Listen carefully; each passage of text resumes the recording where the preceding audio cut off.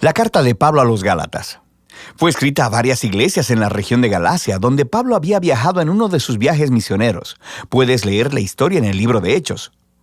Él escribió esta importante carta con una profunda pasión y frustración. Este es el trasfondo. El cristianismo comenzó como un movimiento judío mesiánico en Jerusalén, pero su mensaje era para toda la humanidad, así que rápidamente se esparció más allá de Israel. Para el tiempo en el que Pablo era misionero, había tantos no judíos como judíos en el movimiento de Jesús, y esto desató un gran debate del que sabemos gracias a Hechos capítulo 15.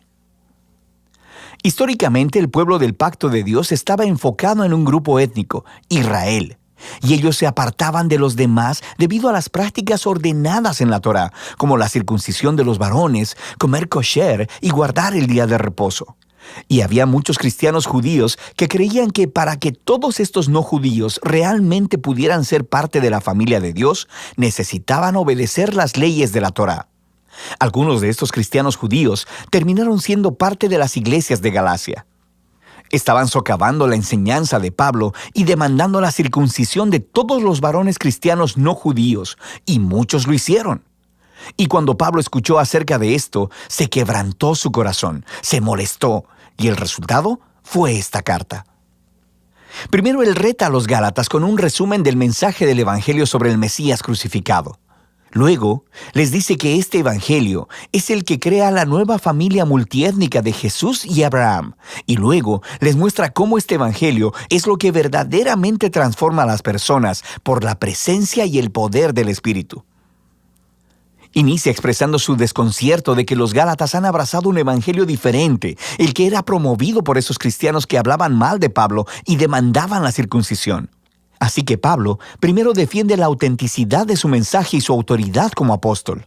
Él fue comisionado por el mismísimo Jesús resucitado para ir al mundo no judío. Recuerda la historia del libro de Hechos.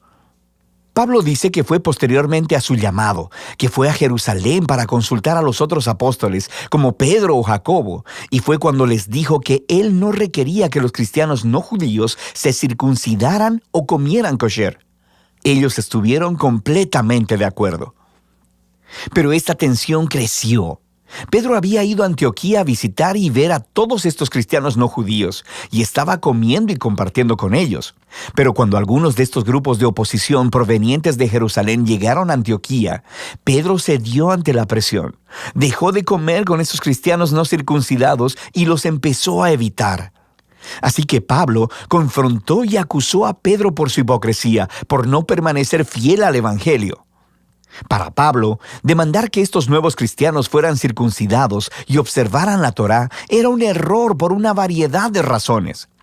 Primero que nada, porque es una traición al Evangelio, o en sus palabras, el hombre no es justificado por las obras de la ley, sino mediante la fe en Cristo Jesús el Mesías, y también nosotros hemos creído en Cristo Jesús.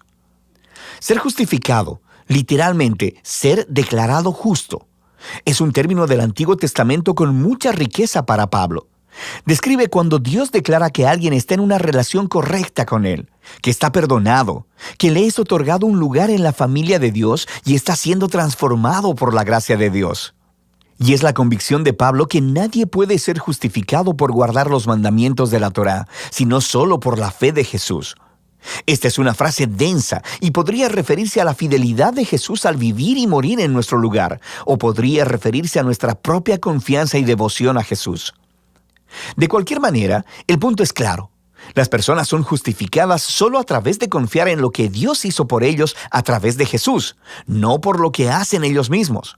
En el corazón del Evangelio de Pablo está esta declaración. Cuando las personas confían en Jesús el Mesías, lo que es cierto de Él se vuelve cierto de ellos. Su vida, muerte y resurrección se vuelven suyas, o en sus palabras, con Cristo he sido crucificado, y ya no soy yo el que vive, sino que Cristo vive en mí. Y la vida que ahora vivo en la carne, la vivo por la fe en el Hijo de Dios, el cual me amó y se entregó a sí mismo por mí.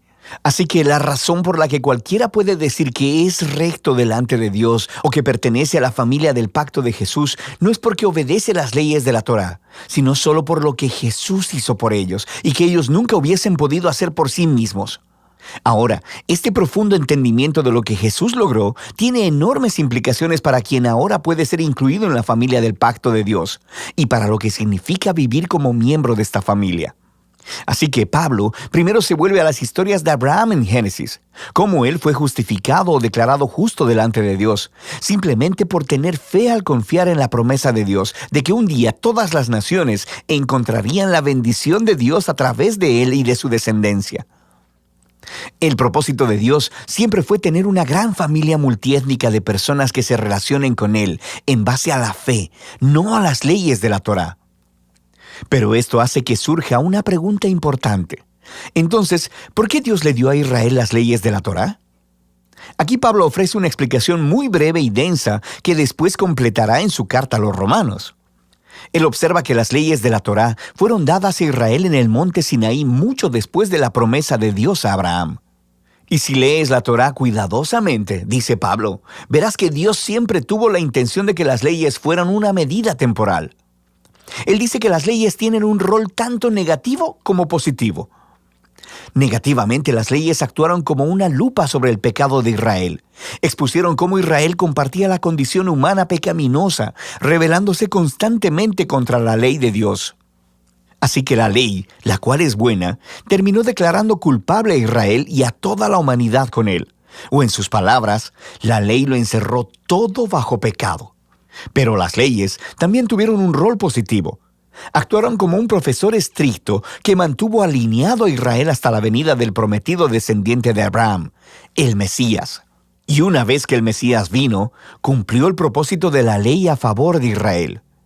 Jesús fue el israelita fiel que verdaderamente amó a Dios y al prójimo, y como rey de Israel, murió para llevar la maldición y la consecuencia del fracaso de Israel sobre sí mismo, y así traer redención. Así que ahora, a través de Jesús, el descendiente de Abraham, la bendición de Dios puede llegar a todas las personas sin importar su etnia, estatus social o género.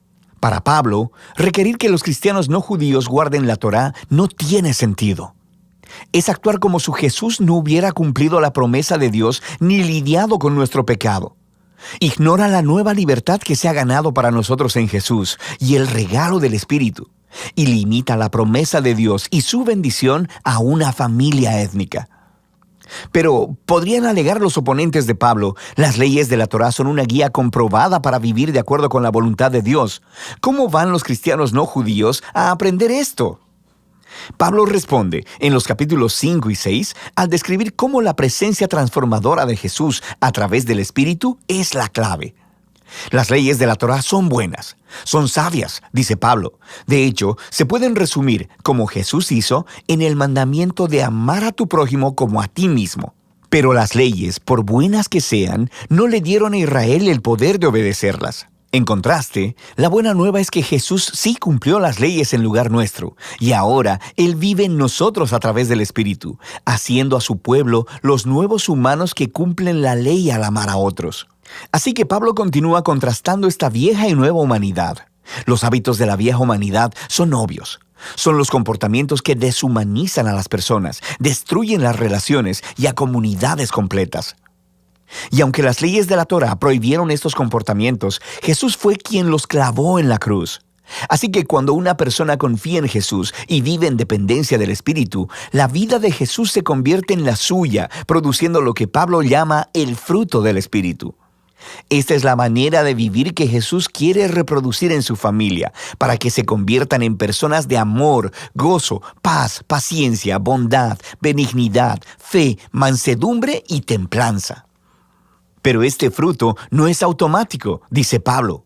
Requiere cultivarse, justo como los frutos naturales. O en sus palabras, si vivimos por el Espíritu, andemos también por el Espíritu. Esto requiere intencionalidad. Tenemos que aprender cómo podar nuestros viejos hábitos y cultivar los nuevos. Y mientras lo hacemos, nos encontramos a nosotros mismos siendo llevados por el Espíritu conforme Jesús moldea nuestras mentes y corazones y nos transforma en personas que aman a Dios y a los demás. Y de esta manera, la gente de Jesús cumple lo que Pablo llama la ley de Cristo. Y al final, Pablo concluye, este requerimiento para que los cristianos guarden la Torá o sean circuncidados es errar al blanco.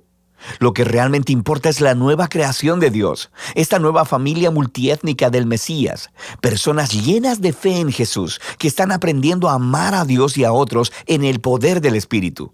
Y de eso se trata la carta a los Gálatas.